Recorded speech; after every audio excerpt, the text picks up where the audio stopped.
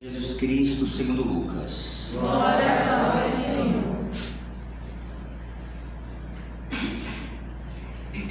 Naquele tempo havia também uma profetisa chamada Ana, filha de Fanuel, da tribo de Aser. Era de idade muito avançada, quando jovem tinha sido casada e vivera 7 anos com o marido. Depois ficara viúva e agora já estava com 84 anos. Não saía do templo dia e noite, servindo a Deus com jejuns e orações. Ana chegou nesse momento e pôs-se a louvar a Deus e a falar do menino a todos os que esperavam a libertação de Jerusalém. Depois de cumprirem tudo conforme a lei do Senhor, voltaram à Galiléia para Nazaré, sua cidade.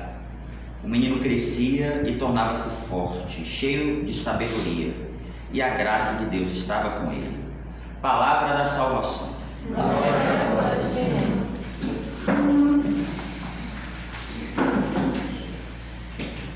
A nossa vocação, ela tem como primazia os jovens, como nós bem sabemos. E com eles, nós somos chamados a evangelizar todos os públicos. Com jovens, não sem eles, mas com eles, somos chamados a evangelizar todos os públicos. Nós escutamos na primeira leitura de hoje esse trecho que fala por 2 momentos da força dos jovens, que os jovens vencem o maligno. Aliás, é preciso que a gente recorde isso aos nossos jovens, a todos os jovens. A nossa comunidade, ela grande parte, uma grande parcela da nossa comunidade, dos membros da comunidade Vida e Aliança, é formada por jovens.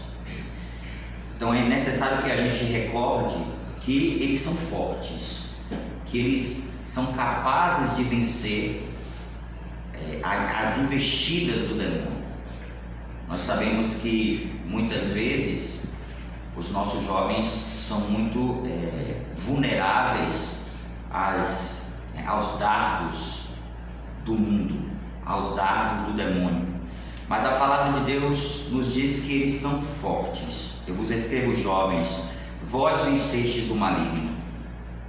Já vos escrevi, jovens, vós sois fortes. A palavra de Deus permanece em vós e vencestes o maligno. Mas como a gente pode concretamente perceber a força de um jovem? Como é que nós podemos concretamente perceber esta palavra se aplicando à vida de um jovem? Só podemos percebê-la aplicável à vida de um jovem se este jovem for alguém que está com a sua vida voltada para Deus. A maturidade humana espiritual, a maturidade eclesial, também aqui dos jovens, tem muito a ver com a sua vida radicada na palavra de Deus. Sem estarmos radicados na palavra de Deus, nós não seremos capazes de suportar as tentações que existem. São muitas tentações.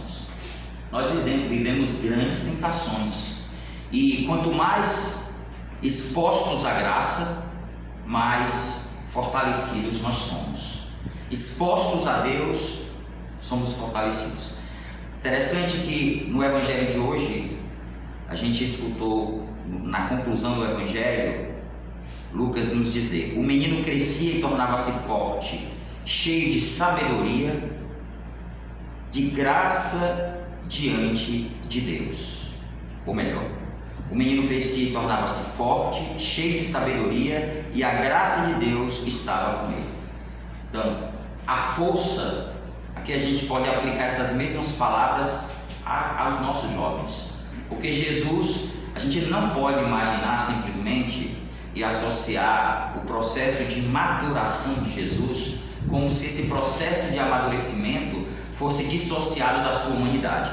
Esse é o grande erro que a gente comete. E esse erro é o erro até herético, Porque se a gente pensa assim, é sinal que a gente não acredita que Jesus assumiu a nossa humanidade completamente.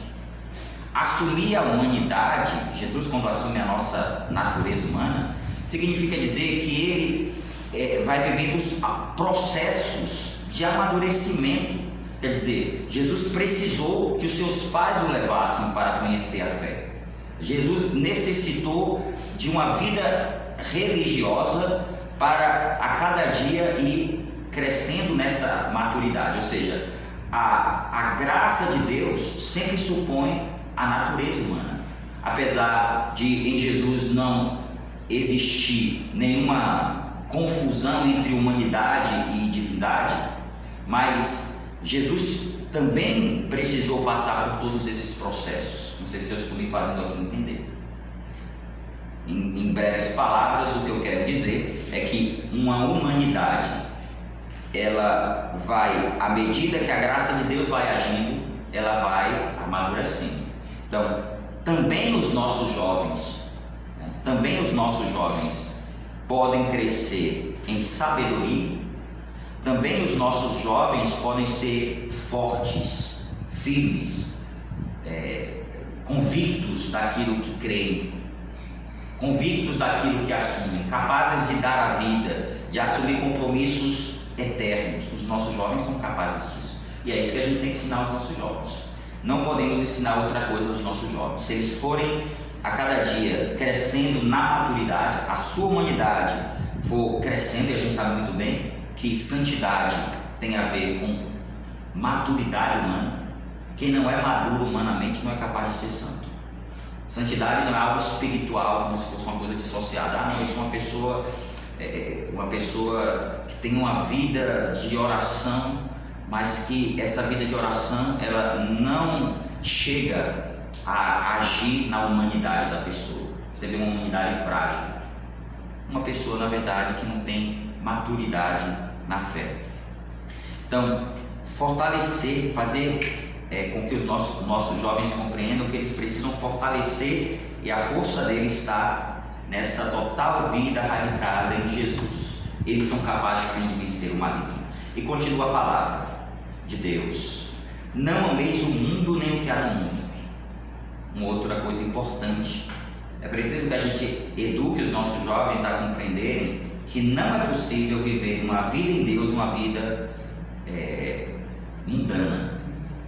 A mundanidade não combina com a vida cristã. E a gente precisa dizer isso com todas com toda a clareza, para que o jovem compreenda que se ele vive uma vida de mundanidade, ele não será capaz de corresponder aos apelos da fé. Não será capaz. Então, não é possível conciliar Deus e o mundo. Não é possível. E aqui a gente não está falando do mundo criado. Nós sabemos muito bem que existe uma explicação diferente. Quando a gente fala do mundo criado por Deus, o mundo criado por Deus é um mundo bom. Mas o mundo que aqui São João está falando não é um mundo criado por Deus.